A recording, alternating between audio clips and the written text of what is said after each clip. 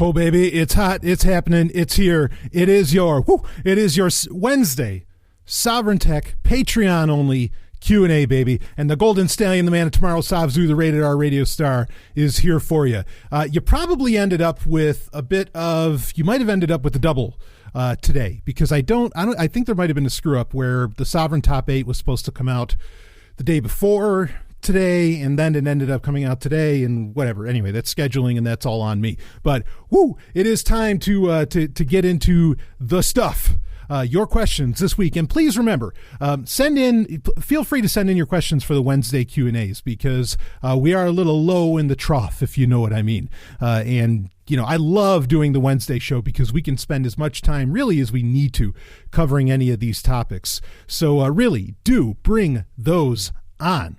But, something, I got a quick question in from, I'm guessing based on episode 278 of Sovereign Tech, the Prime episode 278, because eventually this is episode 238 or 239 of Patreon. Eventually the Patreon numbers are going to supersede the Prime. I mean, in very short order, the Patreon episode numbers are going to supersede the Prime numbers.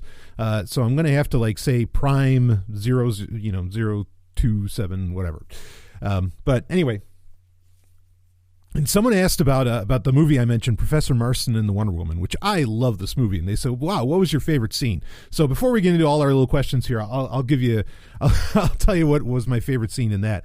I think for a lot of people, it's probably the same damn one.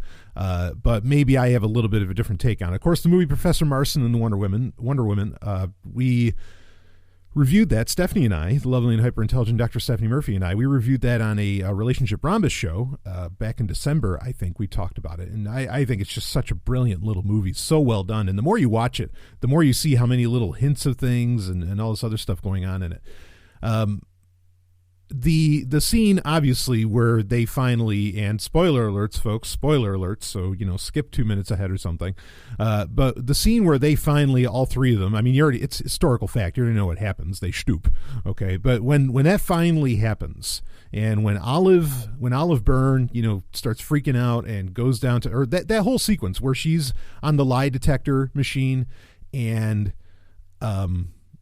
Bill, or, William Marston, Bill, he's asking her, do you love Brant, which is her, her fiance, and she says, yes, but then the lie detector, says, well, actually you don't. Not that I have a whole bunch of belief in lie detectors, by the way, just to make that clear. But anyway, it makes for a great plot device. And then he's like, do you love me? Referencing himself, Bill. And she says no. And then, of course, it says she's lying. So she does. And it's like, do you love Elizabeth? Which is Bill's wife, and then she answers yes. Or she says no. And then, it says she's lying. And then they ask if you want to have sex with us. And she says no. But then the thing says she's lying. And so she ends up running off. And when Elizabeth catches her and just and Olive just starts saying, I hate you. And then Elizabeth just kind of holds her face and kisses her. That's awesome. But when Bill walks into that theater and sees the two of them making out like there's no tomorrow, the look on his face of the actor totally fucking delivered, right?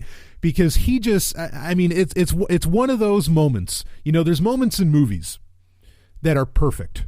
Right? Like you think Empire Strikes Back when Vader says, I am your father, spoiler alert there. Oh shit.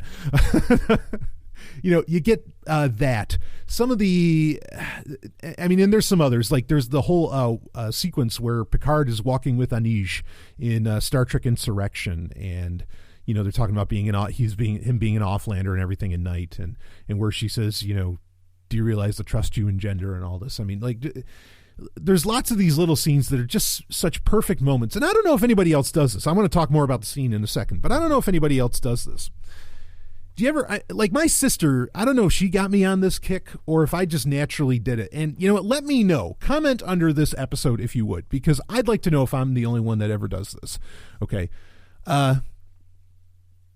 Is there ever parts of a movie that you just got to keep watching over and over again? Just parts, that I mean, it might even be 30 seconds. And by and large, I think the scene I'm describing from Professor Marston is pretty much 30 seconds. But, with the sex and everything, it's more like 5 or 6. But, the sex part isn't even the best part. The sexiest part is when he walks in. But anyway, let me know if you do this. Like, I remember in high school, like every morning, I started off my morning watching one of the end fights from the Rocky movies. I'd do that all the time. I'd have my breakfast and I'd watch that, and it was cool. I don't know. I could think of so many that I do this. And I remember my sister, she was obsessed with the movie Legends of the Fall. And there was some scene where, what's his name? The guy that played Hannibal. That's terrible. I know his name. Anyway, he comes walking out and, Anthony Hopkins, right? Anthony Hopkins comes walking out and there's Brad Pitt and everything. And I remember she would watch that scene over and over and over again, I don't know if anybody else does this. I mean, and this used to be a thing. I remember when DVDs first became hot, they would sell those 10 best fight scenes and all that stuff. They'd sell all these different DVDs that were greatest hits from movies, greatest scenes from movies. That was a very popular thing. I mean, they couldn't get a lot of the really great stuff, but it was always kind of interesting, especially the fight scenes ones I thought was pretty cool. So yeah, let me know if you actually do that. But yeah, with Professor Marston, when Bill walks in, when Professor Marston himself walks in, and he sees them kissing, the look on his face, he just recognizes, and I feel like I can relate to this. I think that's why it's such a powerful scene. He recognizes just the sweet and wonderful thing that's happening. And of course, but it doesn't stop there, right? Even that part's amazing. And he's just kind of smiling, and it's a nice smile. It's oh, I'm so glad these two finally admitted their love for each other. Right.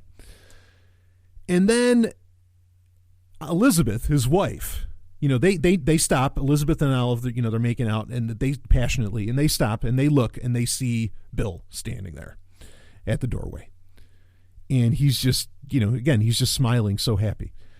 And then Elizabeth outstretches her hand, inviting him to come join. The look on that actor's face, the look on Bill's face, holy shit. I mean, he just it is. I don't know what point in in the actor's life that he accessed to pull off that look, but he looked like all of his dreams just came true.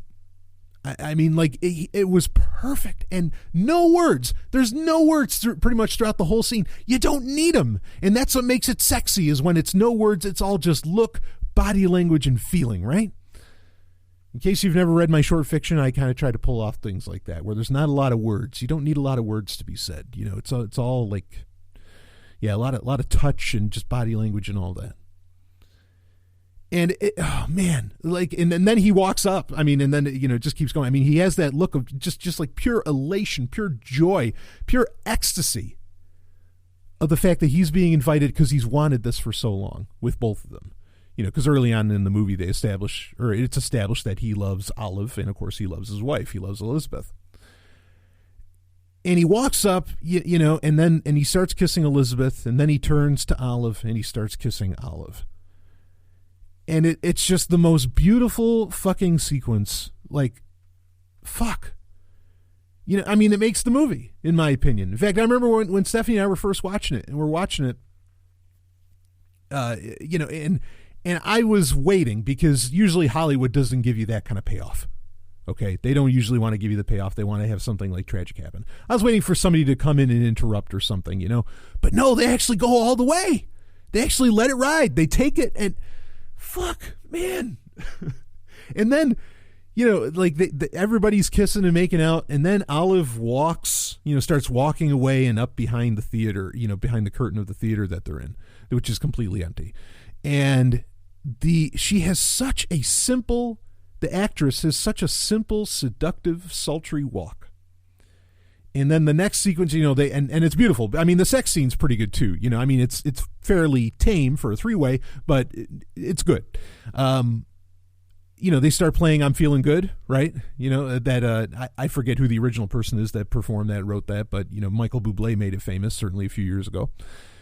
And the look on Olive's, like, she just gets this devilish grin on her face when the two of them follow her. Oh man, it's a perfect scene.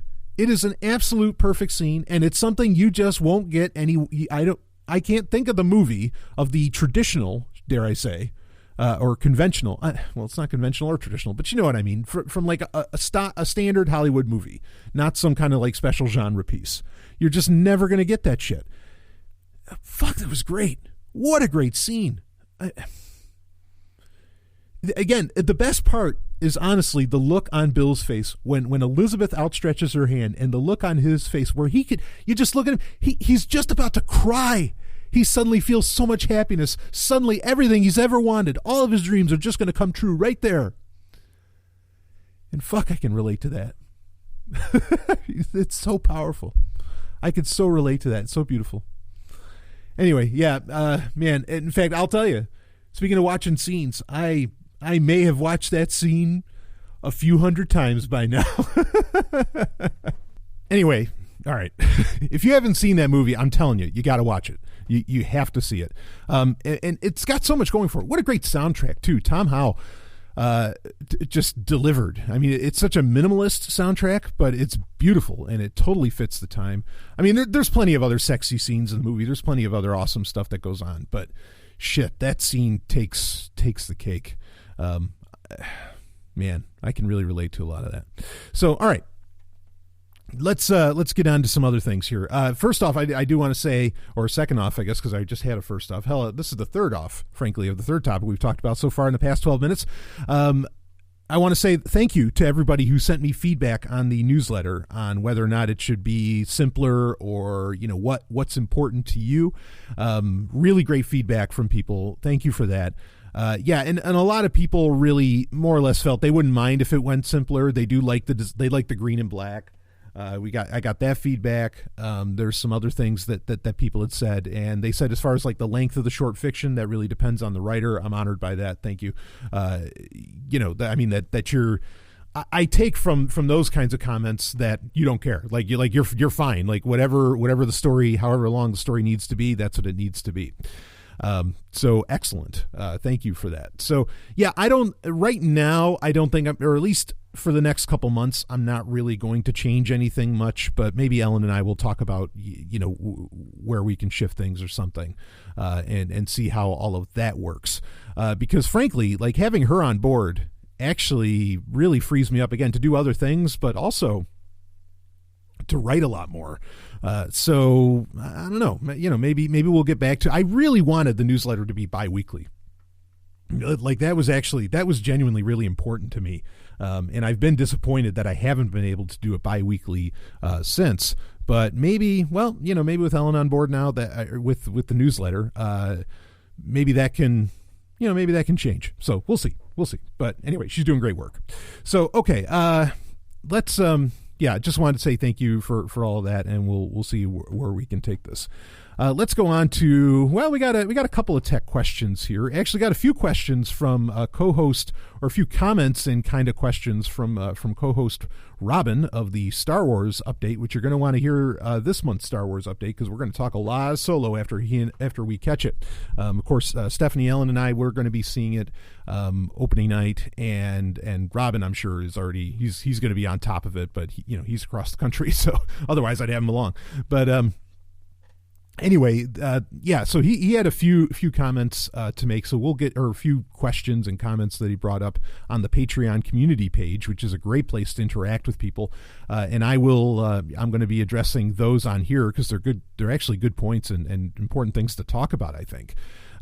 So all right, but anyway, this is in response, this question here, the first question is in response to a couple days ago I did a review of the Asus E203, I think, E203NA, which is this little, I mean, it's pretty much a netbook, if you remember netbooks. It's an 11-inch laptop that, very underpowered, has like this little Celeron dual-core processor in it, 4 gig of RAM, which isn't bad, a 64 gig hard drive, and all of that, okay? So, you know what you're getting with that, and you can listen to the review. The review is only like I spent maybe 30 minutes, talking about it.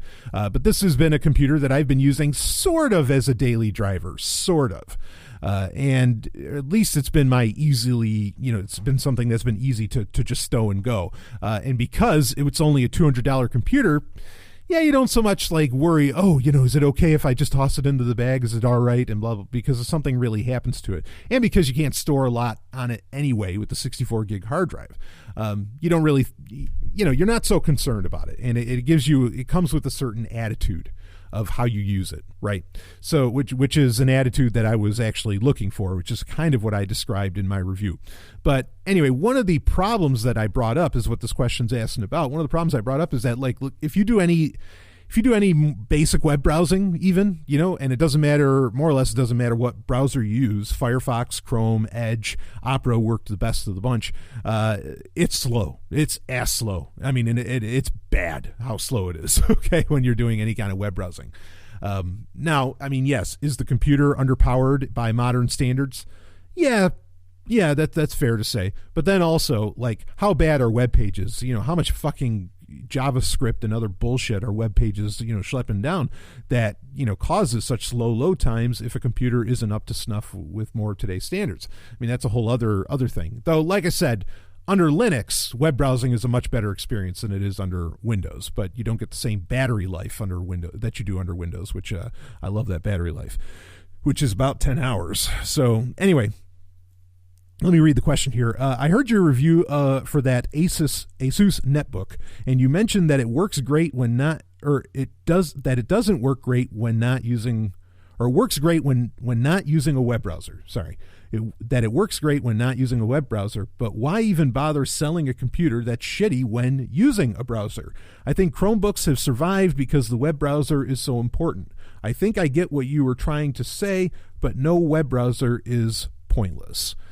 Okay, so yeah, I get it. I get your point that especially for most people, I get asked, obviously because I'm a tech guy, I get asked a lot, or what laptop should I get? And of course, the first question that a person should ask, well, what do you do with your computer? And most people say, check email, web browsing, Facebook, whatever. And okay, and so that's why the Chromebook, is that's part of the reason also why the Chromebook is so popular, because most people don't do a whole ton most people aren't making podcasts, most people aren't making videos, most people aren't doing a whole ton of shit on, offline on their computers. So everything is being done in the web browser. So yeah, today, for the mainstream, what sense does it make to sell a computer that doesn't do web browsing very well? That's a perfectly solid point. Now, one caveat I'm going to make, and that I made in my review of the Asus E203, was that I didn't run it with just Windows 10S, and I don't know if there's a real performance improvement when you're just running Windows 10S. I could believe that there is, but as my understanding is, Windows 10S isn't necessarily meant to be lightweight, it's just meant to be secure. So that's why I didn't even think about it. Okay, now we did talk about, I think a couple episodes ago, or maybe 3 episodes ago on Sovereign Tech Prime, we talked about how Microsoft was coming out with Windows 10 Lean. Now, I don't know exactly what that's going to comprise, but maybe that's something that can run on this sort of lower end software of some kind. I don't know. I mean, another thing, the 64 gig, if it only had 32 gig of storage, it would have been a real problem, because then you can't even update to new versions of Windows, because new versions of Windows often take 20 gig. With the 64 gig, you can get away with it.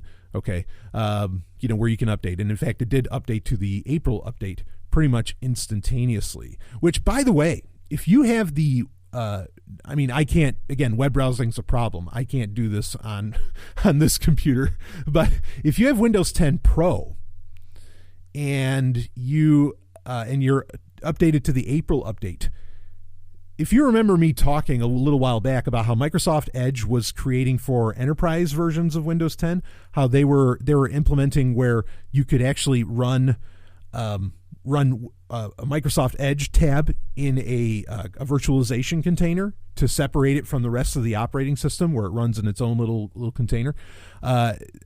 That is now possible with Windows 10 Pro after the April update, which I think is, if you are a diehard Microsoft guy and you are interested in security, you want to take advantage of that. That's really cool.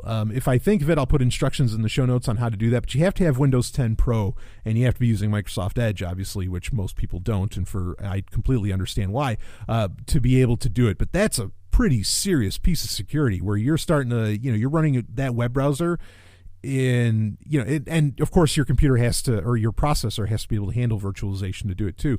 But to run it effectively in a virtual machine, that's great. It's not, it's perfect what is, but that's a great option.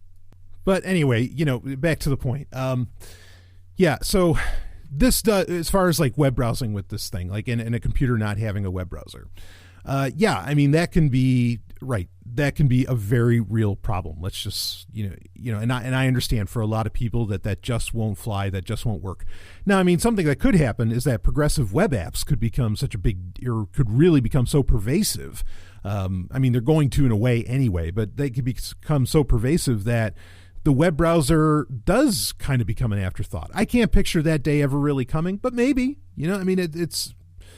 it's possible. But yeah, again, this is something that's very weird. Like the unit that I reviewed, the Asus E203NA, they were schlepping it off to businesses and everything. And yeah, the web browser, just doesn't fucking fly. It just doesn't. And I can't imagine what people could get done on that. And it's not like you can run specialized software on there. There's a lot of software that you'd run into problems pretty quickly in being able to run on it. Fortunately, I run a lot of like antiquated software on purpose, and it runs beautifully on it. But, some of the more, I can run Microsoft Office beautifully and all that, but, you go much beyond that and you're going to run into trouble. So yeah, I am confused by who exactly this device is for as well. But at the same time, people who I know can take advantage of it, not who they were intending it to be for, but who can take advantage of it. If you are somebody that, well, it's a funny thing. Ever since I've been using it, like I said, I've more or less tried using it as my daily driver for various things. Probably the most major piece of software I have on there is Visual Novel Maker, because it's something I'm messing with. That's the largest as in actual storage size, because it's a few gig that I have, on there, and it runs it okay, but anyway, something I've noticed is that because the web browser is so slow, I find myself doing shit on the computer that is largely offline, or I don't go to as many websites as I normally would. I don't go out, searching for various news and everything, because in a way, it's not so readily accessible. And so that was kind of my point, is that I really feel this computer is almost, you can either limit your browsing habits, your computer habits, whatever, that you maybe think are like a time sink or something. You can limit them in your mind, or you can actually buy a computer that will force you to limit what you can do on it. And that's kind of what I'm feeling right now with it. And I'm actually enjoying the hell out of it, and I'm not like reaching for my smartphone for anything other than what I normally do, because my smartphone, as far as web browsing, is infinitely faster than that fucking full-on laptop. Well, if you want to call it a full-on laptop, but you get my point. With my smartphone, I more or less have Audible, smart audiobook player, and, Pandora or whatever at the ready. And, and podcasts, and Pocket Casts, of course. And that's about it. Like that's all that I do with my smartphone. I don't really, and of course Signal, right? But I don't do much else. And so it's not like I'm reaching for that to do other things either. I don't know. There's something that feels really good about almost forcing you to do shit offline, which I already had that attitude anyway of like, I don't really store stuff in the cloud so much and blah, blah, blah, which there's a good and a bad to that. But, or at least on not on somebody else's cloud. But I don't know. I've really, like, the self-limiting nature of this computer has really done some magic for my productivity and for my time. Just for my time in general. So yeah, I get it. You're right. For the average person, a computer without a really well functioning web browser that can handle like 10, 15 tabs at a time and things like this, no one's going to buy that shit. Like, why would you? Unless you're going to put Linux on it. And this is a great machine to put Linux on, like I said before. But if you're looking, I think for the use case, portability, especially like if you're a podcaster or something, and and depending on how serious what you do as far as your podcast goes, of course. And if you're wanting something to, kind of carry around with you that honestly kind of self-limits you and forces you to stay focused and do one thing at a time, it's a hell of a machine. But yeah, I mean, the web browser, we've talked about this. The web browser is the most important piece of software on any computer. And if you have a computer where it doesn't run very well, you just lost a shit ton of customers, So I have no idea what the hell ASUS was thinking when they made this. I really don't know. And as far as like a cheap computer that can run a web browser really well, again, it's time to go back to the $600 mark, which is where real computers begin, right? And you have, what is that, the Acer E-Series? They have computers in the $600 range for that, and they're phenomenal. They have like plenty of RAM, the latest Intel processors and all that stuff. I mean, that's something too. Another reason that I bought this, because I didn't want to spend a ton of money on a computer until fucking Intel releases their, AMD, there's concerns around that, so I didn't want to go with, and getting an AMD laptop honestly limits you quite a bit, okay, because the options just aren't as great no matter how hard you try. I've been there, I've done that. I used to just buy AMD laptops, my last ThinkPad had it was an AMD A10 in it, but yeah, you really limit yourself when you say, okay, no, I'm only going to buy AMD. So I'm waiting for the laptops to come out that have the Spectre hardened processors in them. So I didn't want to, I needed a new laptop, but I didn't want to go spending a ton of money when, I'm buying effectively, an insecure laptop out of the box. Okay. So I'm waiting for that. That's another reason that I only wanted to spend $200, but it also made for a great time for some experimentation. Now, speaking of buying cheap hardware, let's move on to another subject here, another tech subject actually, and this is coming from Robin, my Star Wars Update co-host for Sovereign Tech, that he put on the community page. So remember those cheap Android phones made by Blue, that's BLU, from a couple of years ago? I will never buy another one of their products. I've had the Vivo XL for almost 2 years now, and a couple of months ago, it started pushing ads for shitty apps in my notifications. At first, I thought it was some kind of adware from another app, but as it turns out, it was from an app inconspicuously named Android Tools that was force-pushed during an update by Blue themselves. I finally figured out how to remove it using Android Debug Bridge. Never again will I buy a cheap Chinese Android device. Hell, I'm not sure that my next phone will even be a smartphone. Woo, right on, baby. Absolutely. So I actually, around the same time I think that Robin did, I bought a Blue Vivo XL. And at first, it worked. It seemed to work very well. And at the time, again, this is 2 years ago. I can't believe that's like 2 years ago, but it is. Yeah, these were phones that, they had like an octa-core processor in them. I think they had 2 gig of RAM. And an aluminum body. I mean, a lot of these specs now are just perfectly standard. Nobody expects any different. But at the time, it was really something. And you could get them for like $150. And this company, BLU, is known for, a lot really discounted phones. Now, I think their main base is actually out of Miami. But yeah, they're effectively, cheap Chinese-produced phones. And because obviously you're not really making those in Miami, are you? But anyway, so, and this company's made deals with Amazon. I mean, Blue is fairly popular, but of course there were problems with the Amazon phones or the Prime phones that Blue schlepped off. Was it the R1 or something? It was like a $50 phone, and then there was some kind of security exploit, and everything was all kinds of problems that came along with it. Yeah, I mean, this is the thing, folks. This is the point that I was just making, or that I made when I reviewed the Asus, and that I make all the time. And I think it ended up being true. And I talked about it because when I stopped using my Blue Vivo XL, like I was like, okay, no, this just isn't working. Like you get a lack of security updates. There's all kinds of issues that go along with it, where it was an experiment of mine to try, okay, how much can I get away with using really cheap hardware all the way around? Now I am experimenting again with a cheaper laptop, but anyway, that's another story. There's a whole other reason behind that, but it's not like testing, okay, how good is $200 tech? That's not really what I got, this Asus laptop for, to find out how good it is or anything. It's more like just, okay, no, it meets these needs. But yeah, it's still a fact. So like I say with computers, there's really no such thing as a $200 computer. There is a $600 computer being subsidized by something, be it adware, ad tech, be it ads, or that's adware, an ad tech, which is obviously what happened to Robin's blue Vivo XL. Or it's being subsidized by, say, a company like Google or Microsoft, to where, they're saying, okay, yeah, you produce this by our specs and we'll push this out like so. Whatever it is, okay, like it's not really, you're not really buying a $200 piece of equipment or a $150, piece of kit. You're buying something that is heavily subsidized that should cost 5-6 times that. Okay.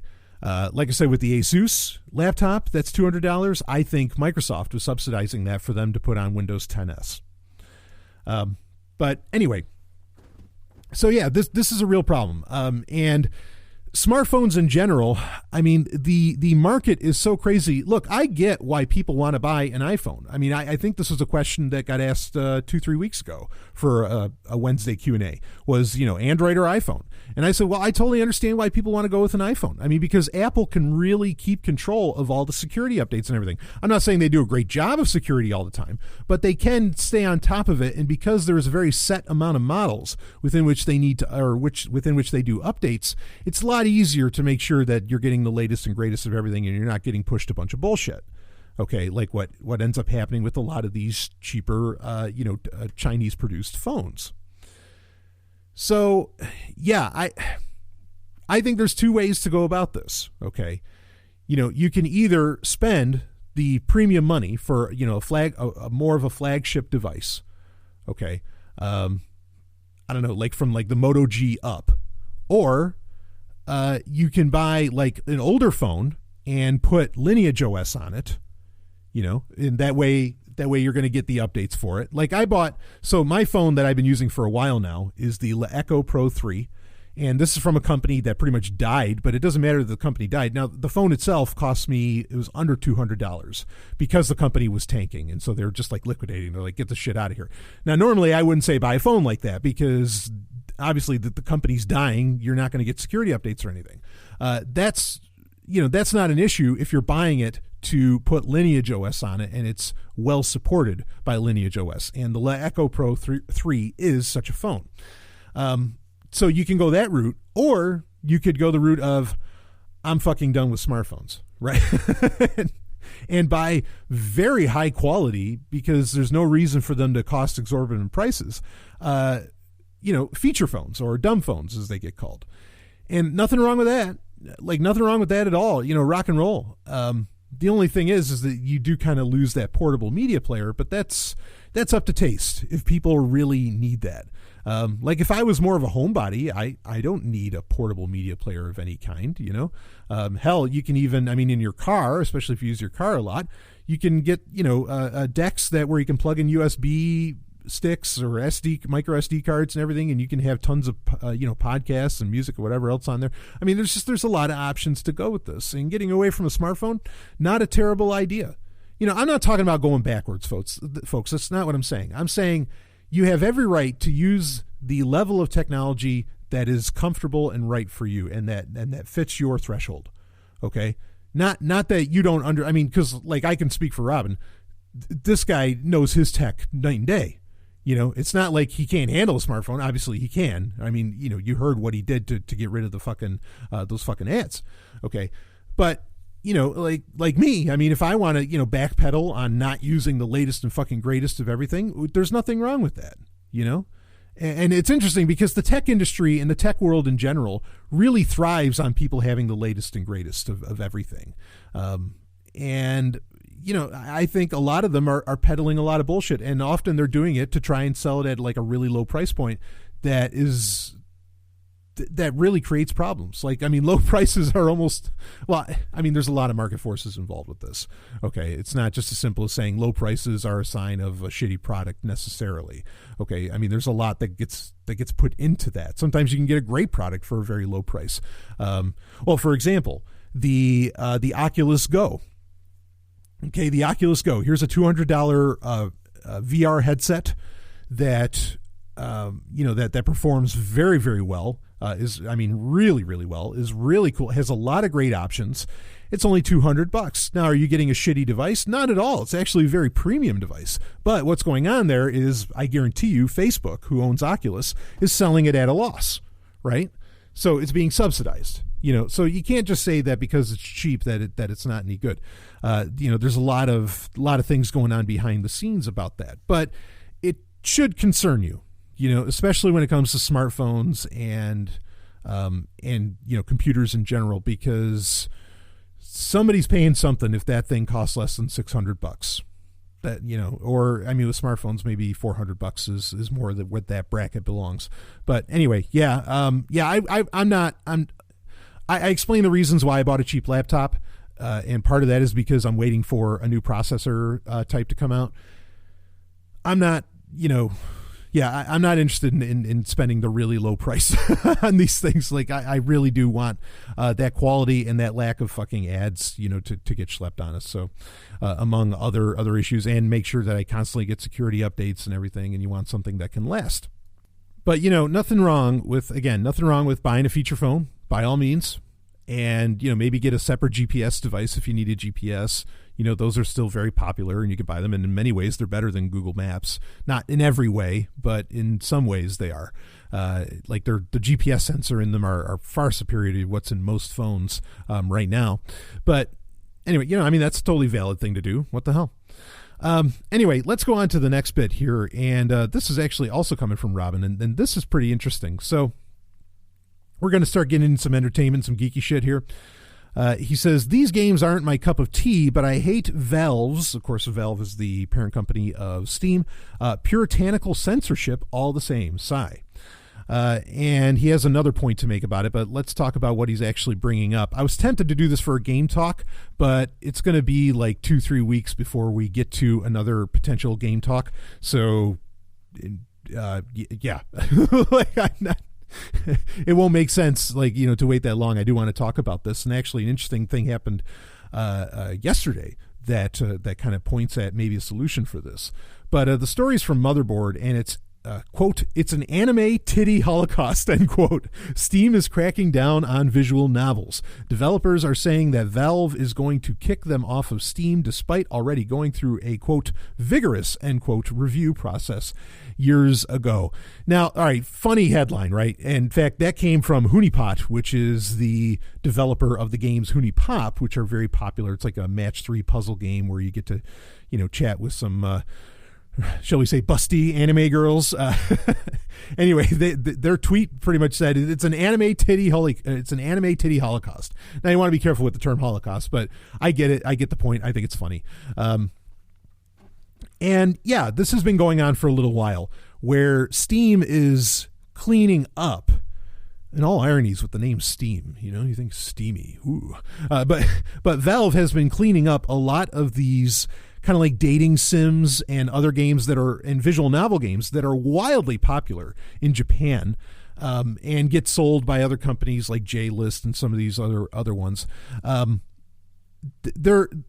they're telling a lot of these developers, hey, if you don't get rid of everything in this, like any kind of nudity or something, we are going to completely pull your game from Steam. They're getting the threats.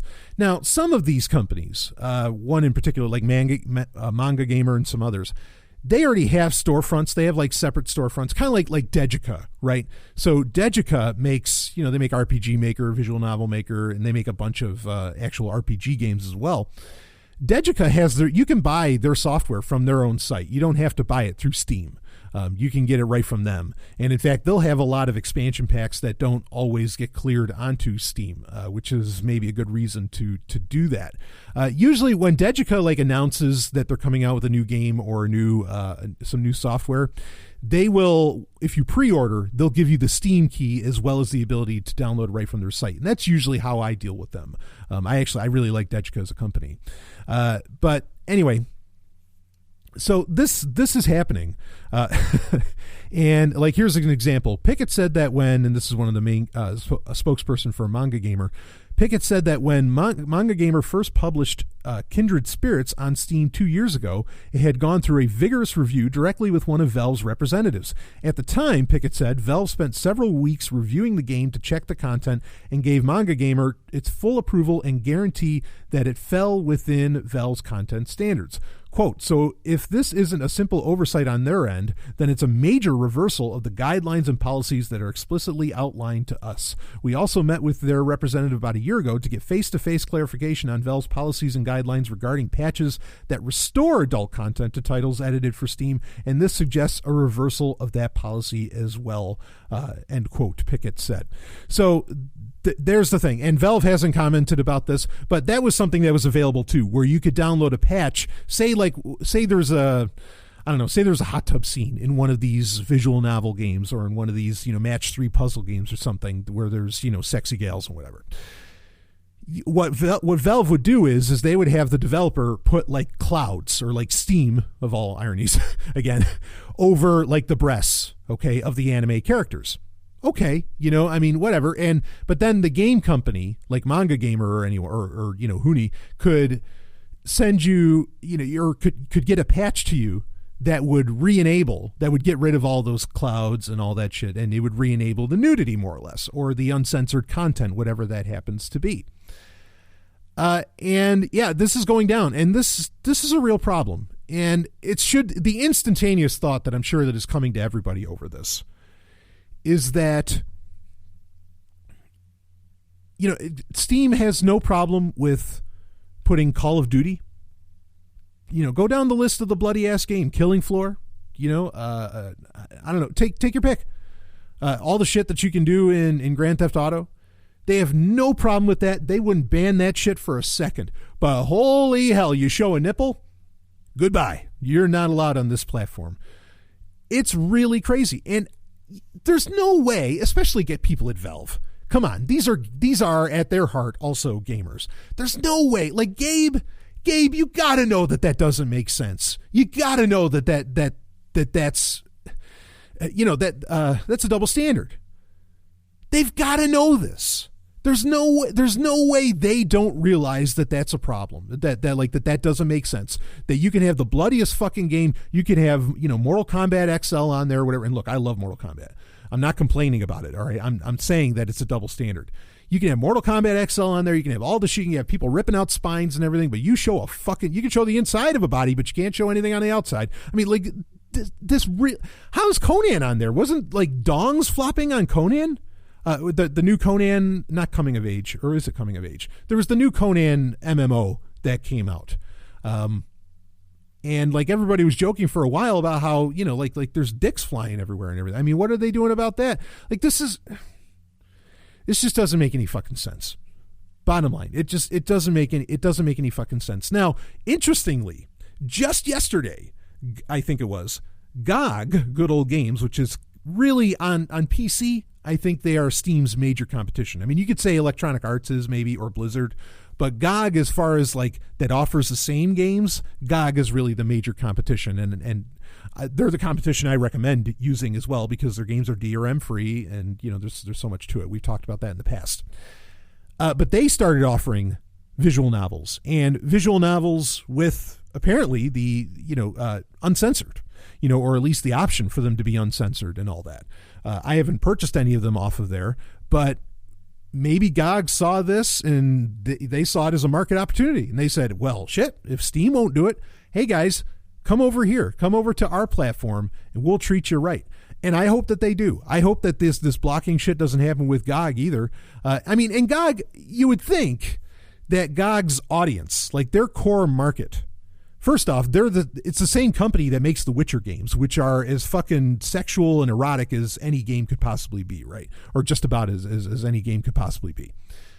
So they would be having a double standard if they started blocking nudity and everything. We'd be like, okay, yeah, you made all your billions off the Witcher series, and now you're playing puritanical. What the fuck's wrong with you? I don't think GOG's going to do that. And the other reason I feel comfortable in saying that is because GOG is really, like their core, it's Good Old Games. Like their main money that they've made over the years anyway, besides with Witcher and some other stuff, has been with classic games from like the 80s and 90s of PC's history. And so who's going to buy those? Who's playing those? Well, people in their fucking 30s and 40s, right? Or even older. So you already know that your main audience is a bunch of adults, so fucking let it ride. It's not like, I'm sure there's kids on GOG, but, it's not like that's the primary thing that's there. And if the kids are there, they're playing Witcher anyway, and you know it. I'm not saying that, I'm not condoning that. I'm just saying that there it is. But regardless, yeah, this is really bullshit, what's going on. And fortunately, the solution seems to have already come into existence because... yeah, it's great that Manga Gamer and others have their own storefronts, but they don't see, Steam has so much visibility. If you don't get released on Steam, for a lot of people, they think you're just screwed, like you're not even going to make the money back.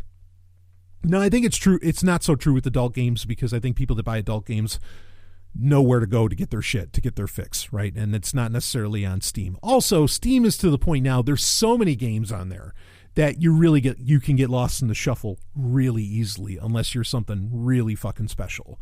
Okay. But at the same time, just about any game can get on there. Like I've never put Hyperchronius on there. That was something I had planned to do last year, and because they opened it up to where games could get on there. But honestly, like if they're going to have problem with sexual content, I don't know that I should even bother. Because it's not exactly the cheapest thing to make it all happen. Yeah, I'm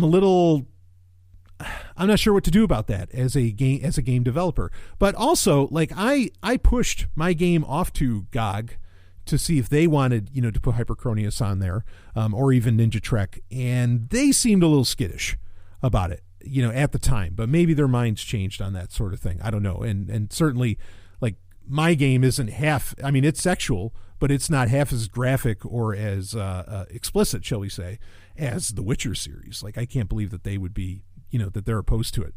But regardless, anyway, Robin has another comment here. On a related note, lately it feels like everything that was once great is now truly awful or being done away with. I don't like the way a lot of our entertainment is being managed by corporations these days. I know this stuff has an impact culturally down the road. It doesn't make me feel very good about the future.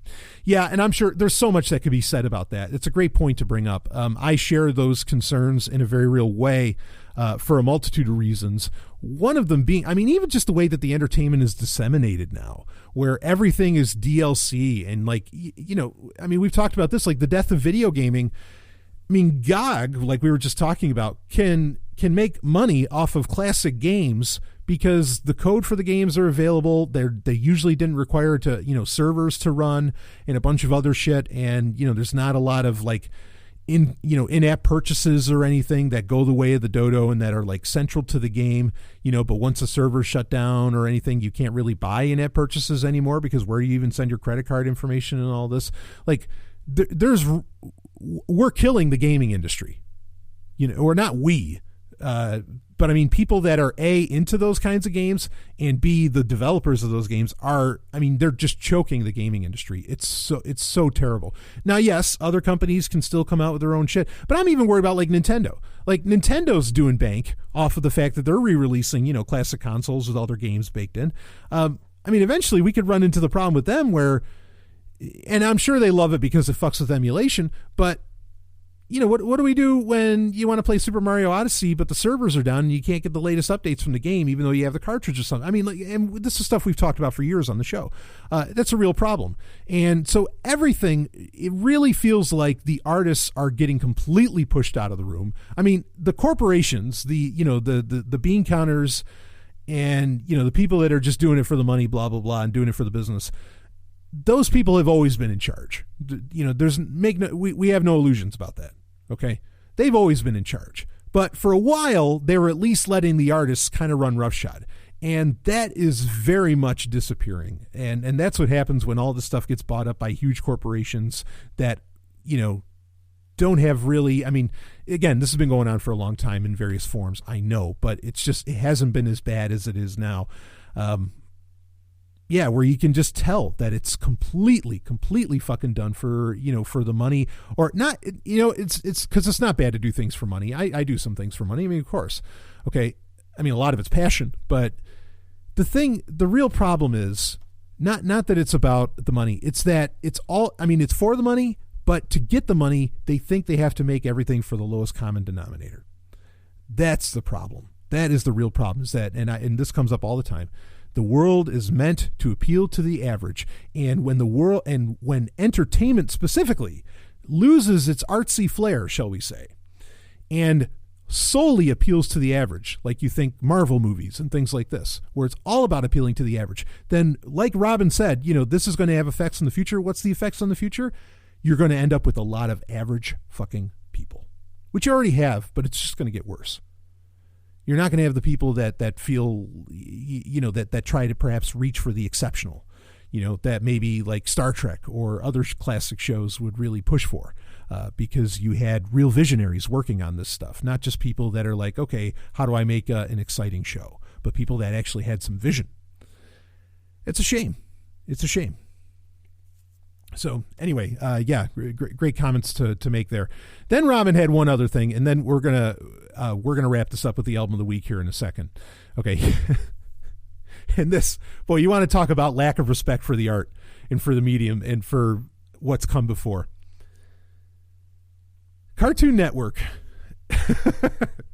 I think everybody knows where I'm going to go with this. Robin just typed out, what the fuck is this shit?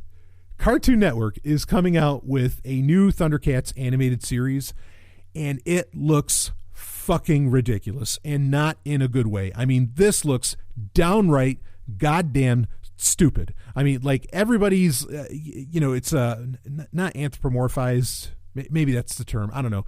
But like Lion-O looks like, Lion-O is actually very, like, technically Lion-O is a teenager, right? In the original Thundercats cartoon from the 80s. Which I love that cartoon. I still think that cartoon's a lot of fun. It's actually very sexy. And there was Cartoon Network themselves, actually. They redid, was this back in 2011? 2010, 2011? They did it was only one season. And I've talked about this before. They redid Thundercats already. And it was great. Like they made it, it had an anime style to it, like an adult anime style to it. It was very, very sexy. It had tremendous storylines. They even did some very grown up storylines in it. But they ended it after, I think, one season, and they ended it with quite a cliffhanger too. I mean, and there was, things were getting genuinely sexy in it. Not to the level that the DC comic books would. And I'll talk about those in a second because I've talked about them in the past. But this looks like a joke. I mean, this really, really looks like a joke. And it's not coming out till 2019, but which I guess actually that'll be what? Because like the original Thundercats ended in 89. So is this like what would that be? A 30th anniversary, whatever. But they all look, like more deformed. That's the word I'm looking for. They all look deformed, and it looks like a comedy. And you watch it, and it's all very joking and everything. Not that Thundercats didn't have any kind of jokes back in the day, and one could argue that some of the episodes you watch were laughably bad. But no, overall, I really loved what Thundercats is doing. I thought that they had some wild ideas in that little show, and this just looks. Well, I was about to say a word I don't want to say. But it just looks ridiculous. It looks fucking stupid. And it's not the serious Thundercats. I mean, they've turned it into a fucking joke. And this is what's been going on for so long. And, you want to talk about like corporations taking over shit. I've held this little conspiracy theory in my mind for a long time. And I think I've brought it up at certain points on Sovereign Tech. But in the 80s and some of the 90s, but in the 80s, life was really being celebrated. And from music to movies to TV shows, whatever, everything had a message of, motherfucker, you can do anything. And it was all about individual. There's a lot of individualism too. You go kick some ass. You can make this happen. Life is great. Live it up. Go have sex. Go do all this stuff. Blah, blah, blah. I mean, like it was really, a lot of people, talk about how the 80s was the decade of greed. Okay, well, it got that attitude because it pushed individualism and doing what you want so hard in so much of the cultural conversation and in entertainment. And I find it ironic that for the past 20 years, ever since, I guess the later 90s, but really ever since the aughts and into today, the 80s are constantly made fun of and picked on and ripped on. This is another case of that. And sometimes, and this is where the conspiracy theory comes in, I think that it's a push to not get people into thinking that way, to thinking that they really can do it. I mean, because, how many movies, especially these fucking Marvel films, how many of them are constantly saying, yes, we got to unite, we got to work together, blah, blah, blah. And I'm not saying that wasn't in the 80s either, but really, He-Man didn't need anybody else. He took care of business. Lion-O eventually would end up being the one that took care of the business, right, in Thundercats or whatever. I mean, I guess he had Voltron, but that was a Japanese thing anyway. But, I mean, you go down the list of this stuff, like all this teamwork horseshit. Stop. And this idea, we got to be united, we got to set aside our differences. No, you need to embrace your differences and hold on to them tight. That's what makes you you. That's what gives you your power. Your ability is what makes you different. The things that make you different. And so I just, this is salt on a wound of where they're constantly making fun of shit that, I mean, look, I get it. Thundercats, I don't know. It's no Legend of Korra, right? It's not Avatar: The Last Airbender. In the 84 Voltron, sure as fuck isn't Voltron as good as Voltron Legendary Defender. Like, I'm not saying that these were somehow like these high masterpieces or anything, but they were different from what gets schlepped today. And they were different in ways that I think are important and that I think are valuable. And I think to insult them with this kind of nonsense, like turning Thundercats into a fucking comedy, what the hell are you doing? I mean, with all due respect to, well, look, I don't like Disney more than the next guy. I really don't. Okay. They've made some great shit. No doubt about that. But I recognize where this company has some real fucking problems and it might even be downright evil. Okay. And not in the good way. But I am so glad the instant, like when I heard that they bought Star Wars, you want to know why I was happy? Because they were letting, what's that idiot's name? Seth Green. Sorry, I shouldn't say that. Yeah, I should. What's that guy? Seth Green? Okay. They were letting that guy make some kind of like Star Wars comedy cartoon or something. Now, not that Disney hasn't done like Lego shit with the Freemaker Adventures and everything, but that's really a sequel to stuff that was already popular that was going on. All right. But like, thank you for not making for stopping George Lucas from making more of a mockery of this incredible saga that doesn't, I mean, yeah, you can make funny stuff. You can do Tag and Bink and blah, blah, blah. I know. Okay. But like, it was just what I understood of that little series. I was like, no, this is just going too far. What the hell are you doing? I mean, it's okay to do parodies, but this was like kind of serious. And yeah, I don't know. Stop. Just stop. Just like, you want to do remakes. I mean, Cartoon Network did it right back, a few years ago. They did an awesome Thundercats remake. But this, and it's just getting worse. It's just getting worse. Like, I mean, and they're out of ideas. And so they just have to do like certain remixes on them and maybe turn things that were actually really cool into comedies. And I don't know. It annoys the fuck out of me. And obviously, I'm not the only one. The reaction on the internet to this is rather fitting. I mean, the internet, just foments, anger anyway, but it's rather fitting. People are like, wait, what are you doing to Thundercats? Why are you doing this? Like, there's, I mean, and this is the thing, is that there's another direction you could go with this. And that's what I mentioned earlier. So DC Comics, in fact, I think it was J. Scott Campbell of Danger Girl fame. DC Comics did a run with Thundercats, and it was mature. It was adult, and it was hot. I mean, it was smoking hot. Ooh, I mean, like, the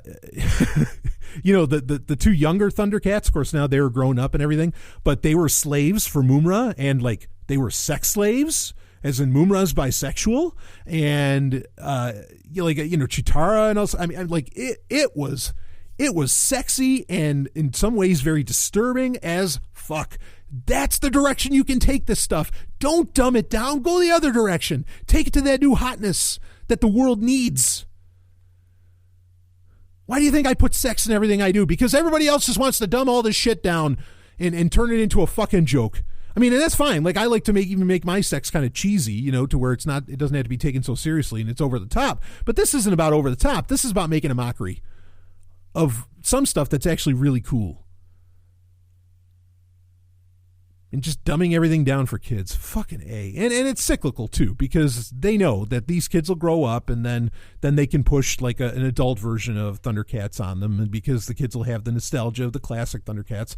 I mean, like, Hollywood has really learned how to capitalize very much on nostalgia for the masses. I mean, for people that remember Thundercats, no, this is insulting. But for kids who are just growing up, they're going to watch this, and then, you know, as they grow older, oh, Thundercat, oh, there can be an adult Thundercats, and then they'll just rehash all that. You know, I mean, oh, this shit drives me nuts. It really drives me nuts, because I take art really seriously. So, I mean, I really do. But anyway, that's enough of that. We had a bunch of stuff to talk about in this episode. Let me give you your album of the week for this Wednesday Patreon Q&A. And don't forget that this Sunday is the 27th will be the live Hangout Q&A. So this Sunday, the 27th, and I think it's at 4 p.m. But double check at sovereigntech.com. Look for the post about the Hangout, and it gives the time and the date and everything. So, all right, album of the week. This is one, I think this actually came out in 2014, and it's a re-release of let's talk about a classic film from the 80s, shall we? It is the soundtrack. We'll do a soundtrack here. The soundtrack for the movie Kickboxer. Yes, with Jean-Claude Van Damme, who I'm a huge fan of Jean-Claude Van Damme and his films. You know, Lionheart, Bloodsport, Hard Target, Time Cop. I mean, you know, I could keep going. Hell, even some of the later stuff, Replicant, Legion. I mean, like there's good shit. Kickboxer and Bloodsport, a lot of people like actually get those movies confused because they're in many ways, they're a lot alike. And in fact, they both had the same composer for the movies, Paul Hertzog. And they both had not just Paul Hertzog, but also for some of the, you know, inspirational songs on it, you know, the full music, not just like the, you know, the instrumental from Paul Hertzog. They brought on Stan Bush. So, I mean, these are very similar vehicles, right? But I think they both have something that stands on their own merits. You know, Bloodsport is phenomenal, you know, for many reasons. Kickboxer, I think, is phenomenal for some differing reasons. But I absolutely get the similarities. Now, if you wanted to get the soundtrack now, Paul Hertzog has a certain style, okay? And Paul Hertzog, like, he has kind of like this wind sort of sound, and then, like, you know, these little like low drums and everything, and it's really cool. And you could totally work out to the soundtrack. I have, and it feels really cool. Like when the advanced training music comes on, you know, and you could just kind of picture yourself being like, you know, JCVD and doing your thing, and it's actually really cool. And this is the deluxe edition that got put out, which includes all of the songs, not just Paul Hertzog's score, but all of the songs from the movie. So you get Streets of Siam, Fight for Love, you know, which those are two Stan Bush songs. I'm such a huge fan of Stan Bush. I actually reached out to him, and this is something that's still kind of going back and forth on. I reached out to him to do a theme song for Sovereign Tech. You know, he's best known for the song The Touch, and Dare, and doing work for, like, you know, like the great Transformers movie, that being the one from '85. But he was also big with a lot of action movies at the time, like Bloodsport, like Kickboxer, and others. I think he's tremendous, and he still makes some of the best music ever put down. I mean, he really still does. His last album, Changed the World, phenomenal. The album before that, The Ultimate, phenomenal. Like, literally, that's the name of the album, The Ultimate. Both albums before that, Dream the Dream, and In This Life. Incredible. I mean, he's doing his best work today, you know, and it's 30 years later. So, but the Kickboxer soundtrack, Paul Hertzog's score is very unique, and he only ever made like scores for a few movies. He's actually come out with a couple albums over the past few years. I think the last one was in 2015, where it's not for an actual movie, but it's just like music that he made that could have been for one of those movies. And so it sounds very much like the, you know, do, do, do, do, do, whatever, for Kickboxer. I don't sing. For Kickboxer or Bloodsport and everything. And they're really cool. I like those albums too. But this Kickboxer soundtrack, it's like 30 tracks. Like, I mean, you can get the digital version for like $9 on Amazon, I think. And you can get a physical copy too. The sad part is that a couple of years previous, they released Paul Hertzog's entire Bloodsport score, including the Stan Bush songs on it. That goes, they didn't release it digitally. They've yet to. And I think it came out in 2012. That goes for like $100 a pop online to buy the Bloodsport soundtrack, and I haven't seen it on any torrent sites. Not the full deluxe edition one, kind of like the Kickboxer one here, where it has everything in it. At some point, maybe I'll bite the bullet, to get my hands on that, because I think that score is awesome too, and I'm such a big fan of Paul Hertzog's style. But anyway, yeah, you can get your hands on the Kickboxer Deluxe Edition soundtrack pretty cheap, and it's great. I mean, it may not be as perfectly, it's not as good, it's not as enjoyable, and as intense as the Bloodsport soundtrack, but it's like right there. It's right underneath it. So if you don't want to spend the money to get the Bloodsport one, go ahead and get Kickboxer. But yeah, really enjoyable. I love that soundtrack. I love the movie. I think that the movie's just a lot of fun and very funny.